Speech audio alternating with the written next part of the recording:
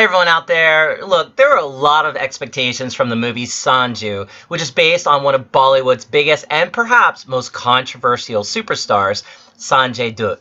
We call him the king of comebacks because this is one actor who pretty much could be the poster boy for the song I Get Knocked Down But I Get Up Again, You're Never Gonna Keep Me Down. You know that song. I think it's by the artist Chumbawamba. Anyways, when he was almost out of the game due to his drug addiction, Sanjay bounced back in the early 1990s with the movie Sadak, and then also other ones like Sajan. There was a couple that he did. And later, when he was facing jail time, he hit back with a very power-packed Stuff, and later, of course, with the Moon Bahai series. Again, I'm probably pronouncing those wrong. Sorry, Sanjay. Anyways, he's one movie star whose personal life was pretty much available for basic public consumption, even though the media made pretty much mincemeat of him for doing so. He has seen more ups and downs than probably any actor at all, probably ever. So his biopic Sanju was eagerly awaited by many of his fans, including, of course, yours truly, because this guy, I mean, he just lives and breathes and eats the word interesting. Anyways, well, the movie begins with an author who's trying to wax eloquent Sanjay Dutt's life, he compares him to like Mahatma Gandhi. Sanjay Dutt loses it, drives him out of his house.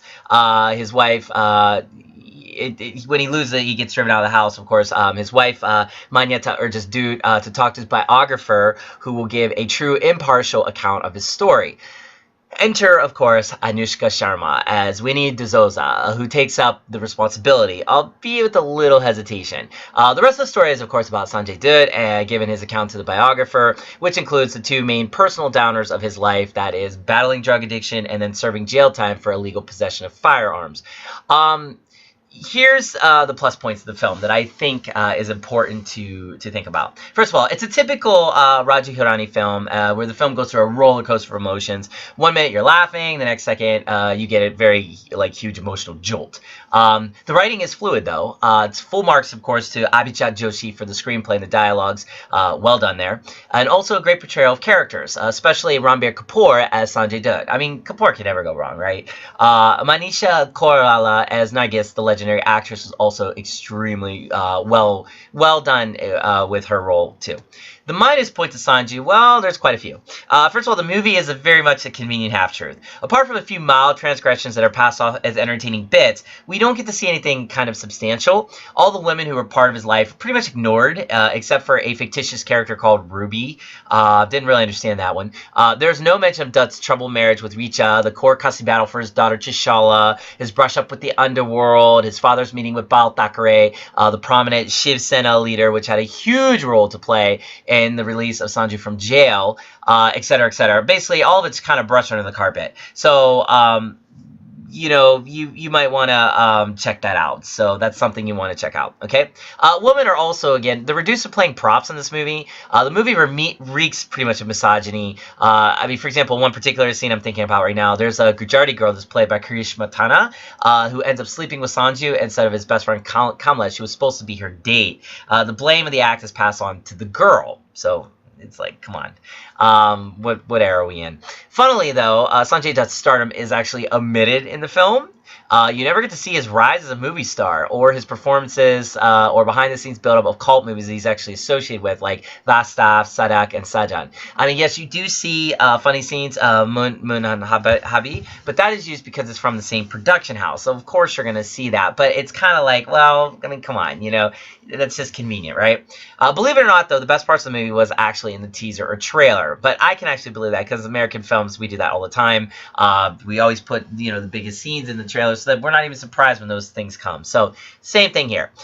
Fictional characters like Ruby and the drug dealer Mystery actually pushed down the realistic appeal of the film. They didn't help the film at all. I keep wondering if that's was done because they couldn't actually get permission or from the real life people or whatever the case may be. It was just too close to reality. So typically in films, what you do is you make up fictitious characters that embody all that. A good example is like with Black Hawk Down. There was a ranger or a military character that was actually a concoction of many characters characters that were part of that actual battle. The director thought it'd be better and more easier to showcase what they were going through by having that in the form of one fictitious character. So certain poetic license, I guess, can be given in that sense. But the only problem is there's so much diversion from the reality of Sanju Dutt that the movie may not actually have been called Sanju and pass off as a man who just simply made bad choices. And it would have been a typical Raju Hirani film. So Paresh Rahal, of course, she is miscast as Sunil Dutt. Sunil Dutt is someone who had a heavy Punjabi accent, but Paresh Rahal's Gujarati accent and his physical stature is pretty unconvincing. The best scenes, though, and there are a few that I thought were still good, was, for example, the Lagao scene. That's actually a hilarious double meaning sequence from the film, which gives you the same impact as the one in Raju Hirani's classic hit Three Idiots. Also, the father-son relationship is pretty beautifully portrayed in this film. The speech scene of Dutt is actually very moving, pretty much moving enough for me to kind of give the film an okay, passable grade in that sense. Also, the scene where Sanjay Dutt confronts a local goon, tells him he's meeting him out of fear than respect. That's actually kind of a standout. So that's also pretty cool. Best performances in Sanju, I'd have to give it to Manisha Koirala as Nargis. That one very much looks the part. She just has a couple scenes in the film, but she makes the desired impact. Jim Sarbrett's as the manipulative drug dealer with the lisp is actually kind of interesting. Vicky Kaushal, who has had a dream run actually in 2018 with movies like Razi, Lust Stories, Love Per Square Feet. Very superb as Sanjay Dutt's friend, Kamlesh. There are some scenes where he even manages to overshadow Ranbir Kapoor, which doesn't happen very often, I think, to Kapoor. And of course, coming to Ranbir Kapoor himself, I gotta tip my hat to the actor who's got Sanjay Dutt right. All the way from his swag to his dialogue delivery to his expressions, Kapoor nailed it. This is clearly Ranbir Kapoor's career best performance till date, despite all the things I said that were downers for this film. I actually wouldn't be surprised if he walks away with many awards and nominations for his role in this. So, my conclusion on this, Bollywood right now is in this biopic phase. That's actually a good thing. But there's still a lot of people, to see. They're very pleasing, their lives and things that happen in the films. You'll actually, though, see a lot of compromises being done on the Sanju biopic, as I mentioned. It looks like Raju Hirani made the film to play safe, what he was going to talk about, but still make an interesting film with a lot of fictitious elements. A lot of cinematic potential is actually lost out of this watered-down version, painted with strokes of white, basically. But, true bad choices make for good stories. And in this case, everyone else is blamed for Sanju Baba's bad choices. So, what does that say? Sanju is an above-average, one-dimensional entertainer as a film. This is a movie that kind of showcases emotions of father, son, and friendship, so that if that's what you're looking for, it's a great film. But if you're going in with the expectation you'll actually get to see all the dramatic incidents of Sanju Dutt's life, you're going to be pretty sorry. It's kind of a dishonest film with an honest performance by Ranbir Kapoor, and that's how I put it. So I'm going to rate this film a 2.5 out of 5.